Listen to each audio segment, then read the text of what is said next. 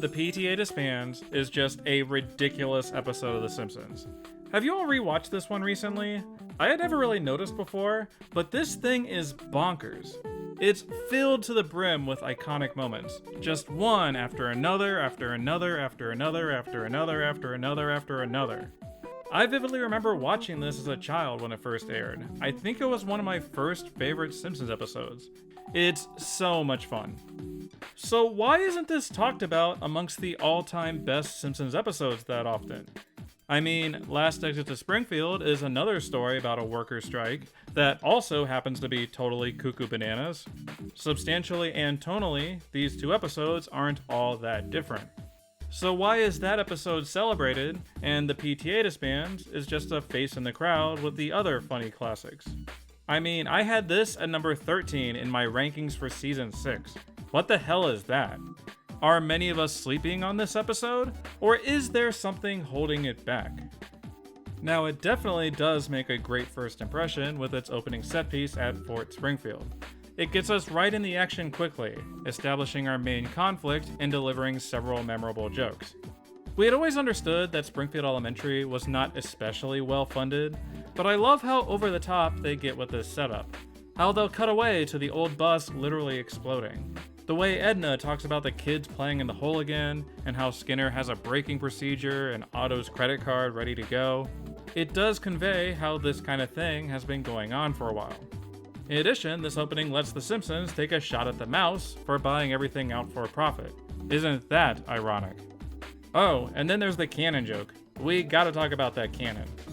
Everyone tell me if I'm way out of line here, but I think this might be their best screw the audience joke in series history. It's either this or Aronson and Zakowski, also from season 6. The way they meticulously describe the cannon, how it's pointed at the support beam, how this guy waves from above, the bus slamming right into it, then how the tour guide so matter-of-factly delivers the punchline. Perfect screw the audience joke, no notes. And that might not even be the most iconic gag from this opening, considering it ends with the Ooter sequence and that glorious cutaway. The direction really sells it, how it desperately and frantically cuts back and forth, staged like an action sequence out of a war movie. That they'll go that dark with this joke, making it perfectly clear that several grown adults are beating the shit out of Ooter. It's a somewhat unusual opening set piece when you really think about it, and how the episode actively chooses not to do the opening set piece. Like, we get a couple funny jokes here, making fun of the Springfield Brigade being too brave to accept their surrender and slaughtering them anyway. But it's not like the Box Factory, where we get a sense of this place. Springfield Elementary goes there, is told no, tries peeking a look, and then runs away. It's like the episode is telling the audience up front, hey, this is an episode all about not doing things. Which is nice foreshadowing given how Acts 2 and 3 are structured. The PTA Disbands secretly has one of the weirdest plots of the classic era, and how the main thrust of the story isn't really about the Simpson family at all. But at the same time, unlike in their secondary character spotlights, the story is still told from the Simpsons' POV. We don't spend enough time with Mrs. Krabappel to feel that personally invested in her coming out on top, and we're most certainly not meant to relate to Principal Skinner in this story. Bart sets up this conflict, and then the episode doesn't really care about it enough to give it substantial plot points. Instead, we'll hang out with the Simpson family and see how they're reacting to the situation. It's fundamentally a reactive story. This isn't necessarily a bad thing, as it results in an Act 2 that is basically one funny cutaway joke after another. I once described classic Simpsons story structure as plot then riff, where they do one plot point and then riff on it for a couple scenes around town. Wash, rinse, repeat. The PTA Disbands is structured like plot, then riff, then riff, then riff, then riff, then riff, then maybe another plot point if we feel like it. It almost feels like an episode of the Charlie Brown and Snoopy show at times, where we get a bunch of these animated 3-panel comic strips loosely organized around a central theme. Milhouse is excited about a teacher strike. Sorry, we already got you a tutor. Good grief. Bart's at the construction site and is making trouble. Hey, that wasn't my voice. Good grief. Bart's playing several chess games at once. Checkmate, checkmate, checkmate. Good grief. Okay, I'll stop with the Charlie Brown. You probably get what I mean by now. I think it's a combination of how much they bounce around Springfield, how little is happening in the story, and all the scenes being about those wacky kids that give it those vibes. Technically, I think the PTA Disbands is a Bart episode, since he kicks everything off, and he's who we follow around the most, especially in Act 3. This has gotta be one of the most trickstery Bart portrayals in Simpsons history. The kid is practically the Norse god Loki, the way he prances around from scene to scene messing with people. The only place he's not pranking is during the field trip, oddly enough. Now, there's an argument that Skinner and Krabappel are way too gullible here, being goaded by Bart with the most obvious pack of lies ever. Yeah, sure, Skinner would totally tell Bart that they wouldn't have the stones to go on strike. But I think it's explained away easily, given how the two argue during the lead-up. It's clear that Skinner and Krabappel want to go to war and are primed to believe whatever is told to them. Bart is just giving them that helpful nudge off the cliff. I like that later in Act 2, they keep Bart in the picture with this storyline, continuing to stir the pot. Purple monkey dishwasher indeed. Otherwise, they're doing scenes of Bart terrorizing a construction site or a bank. This bank joke really has nothing to do with anything in this episode, but they did it because 1, it's funny, 2, Jimmy Stewart, and 3, it's another example of Bart pushing the envelope. They lean into the pleasure overload aspect really hard in Act 2. The episode uses Marge in an attempt to ground the Bart storyline, getting on his case and later commenting to Homer how the strike is negatively affecting him. There's something so unwholesome about flying a kite at night. Most of the time, these kind of Bart stories lead to him going too far and feeling bad about himself. But with the PTA Disbands, with all the examples being lighthearted, silly jokes, they instead build toward a Bart comeuppance in Act 3. This Marge scene kinda teases that a Bart character shift needs to happen. If this were a season 2 or 3 episode, that's where it would probably go. But fundamentally, Bart doesn't really learn anything in this episode, other than, oops, I didn't see that happening. On the flip side of things, we have Lisa's storyline. She doesn't get a ton of attention overall, but she absolutely kills it in every scene. She's so dang neurotic, and it's amazing. That Lisa would have a strike preparedness kit ready to go. That she's yelling that she's losing her perspicacity and running from the room. Demanding Marge grade her and walking away with her A like a junkie. It's like you take Lisa away from school and she somehow transcends to a different plane of existence where she can make a perpetual motion machine. I love how she peeks her head in like some kind of gremlin and Homer bellows at her about the laws of thermodynamics. So good. I could see how some might not care for Lisa's characterization in this, as it does Flanderize her into a pathetic bookworm. But it's so over the top, it can't be taken that seriously.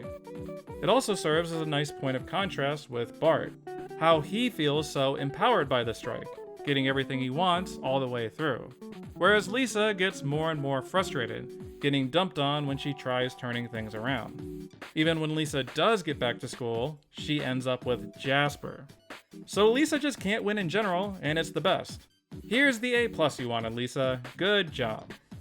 I mentioned him earlier, but it's funny how little Homer is involved in this whole thing. They try to get him to relate to the story with the dining room and bedroom scenes, but since there's no personal angle with Bart or Lisa to latch onto, and nothing at the school they're trying to fix, Homer gets totally locked out. He did manage to get in that thermodynamics joke, however, despite his irrelevancy. A pretty good showing, all things considered. Since we spend the majority of our time with the Simpson family, the Skinner and Krabappel rivalry ends up getting surprisingly little screen time, especially considering how great they are together in Act 1. The way they argue about the food in the cafeteria, with Skinner awkwardly proclaiming, "These kids have no future." Then in the classroom, Skinner insisting, "The pointer still points, doesn't it?" This scene almost feels like the preamble to them getting together in Grade School Confidential, in the sense that it's clear, from a writing perspective, that these two are wonderful comedic foils. In the great Edna Seymour movie rom-com, the PTA Disbands is our Act 1 where the two leads hate each other.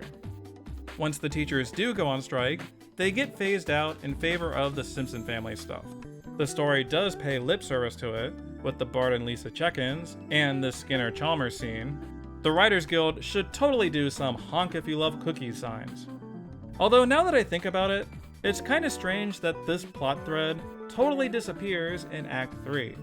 You know, since they're still picketing the school, and the community replacement teachers are essentially scabs, it's another indicator that while the PTA Disbands features a workers' strike, it's not really about a workers' strike, in contrast to Last Exit to Springfield.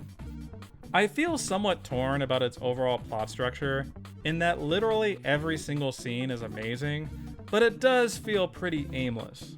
There's a nagging feeling that they're procrastinating in actually moving the story forward. Like, think about where they place the big pivot point, the PTA meeting, and how everything goes down afterward.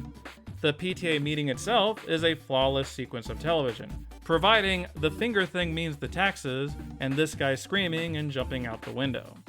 However, it does come rather late, where once the community members start teaching, we've hit the 15-minute mark.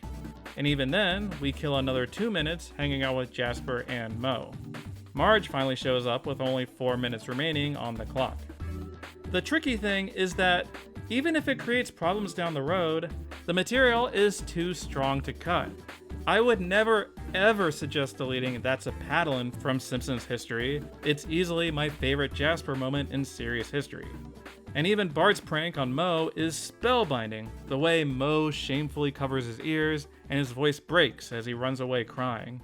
If you got rid of either of these scenes, the episode would be significantly worse. But with Marge arriving this late, it does mess up the pacing of the conclusion. We don't have enough time to fully observe the awkwardness of having her as his teacher, we don't get a strong enough conflict between the two of them, and Bart's bullying feels contrived. The story necessitates that Bart changes his mind and stops the teacher strike, but this is pretty weak sauce, especially with how out of control he was. Everything about Act 3 feels undercooked. And then, in the end, Krabappel and Skinner solve their problems by turning the school into a prison. What an oddly random payoff to this whole thing. Definitely one of the most out-of-left-field endings of the Simpsons classic years. I suppose it's not all bad, considering the audience doesn't care that much about the resolution of the main plot. If you're gonna be a wacky hangout episode, then why not go for the wacky hangout resolution? I think that's the fundamental difference between this and something like Last Exit to Springfield. Because yeah, that episode was constantly doing these unrelated fantasies and references that have nothing to do with anything. But while doing all those grandiose and indulgent sequences, they still kept the personal angle of the Simpson family. We at least felt a sense of investment in Homer's rise as Union leader because there was weight behind this cuckoo bananas conflict, even if it was for something as arbitrary as Lisa needs braces. The PTA Disbands doesn't make those same investments in its story. It just doesn't care about all that stuff. This is an episode about not doing things. We're not gonna follow along with Edna and Skinner's battle. We're not gonna do a character arc for Bart. We're not gonna show things from Marge's point of view.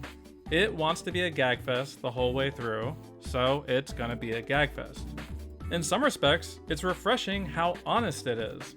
It's very honest about its story existing solely as a vehicle for its jokes. It's not a balanced episode, but who cares?